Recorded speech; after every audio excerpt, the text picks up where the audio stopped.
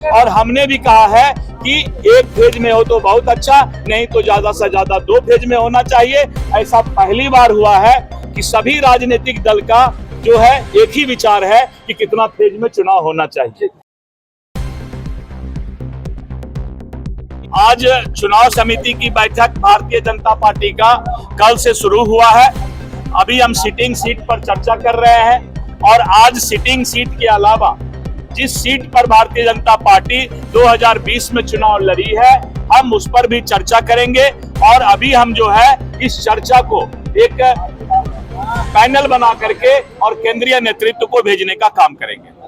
कल चुनाव आयोग के पास हम लोगों ने जाकर के कहा है कि बिहार में चुनाव निष्पक्ष होना चाहिए और बिहार में अगर निष्पक्ष चुनाव होता है तो एनडीए 2/3 से ज्यादा बहुमत से सरकार बनाएगी, क्योंकि मतदाता ने अपना मन बना लिया है कि एनडीए सरकार ने जितने काम किए हैं। आप देखते होंगे कि जब भी चुनाव किसी प्रदेश में आता है तो राजनीतिक दल घोषणा करते हैं, लेकिन ये पहली सरकार है एनडीए की, इसने घोषणा नहीं किया, इसने सीधा क्रियान्वित करने का काम किया। ये पूरे देश में मैंने 40 वर्ष में पहली बार ऐसा देखा है। आज हम कोई घोषणा नहीं कर रहे हैं, सीधा कार्यान्वित करने का काम कर रहे हैं। धन्यवाद।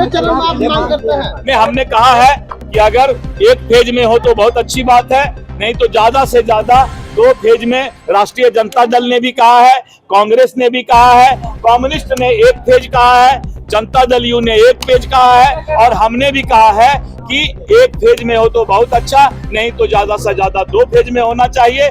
ऐसा पहली बार हुआ है कि सभी राजनीतिक दल का जो है एक ही विचार है कि कितना फेज में चुनाव होना चाहिए। ये बहुत शुभ संकेत है।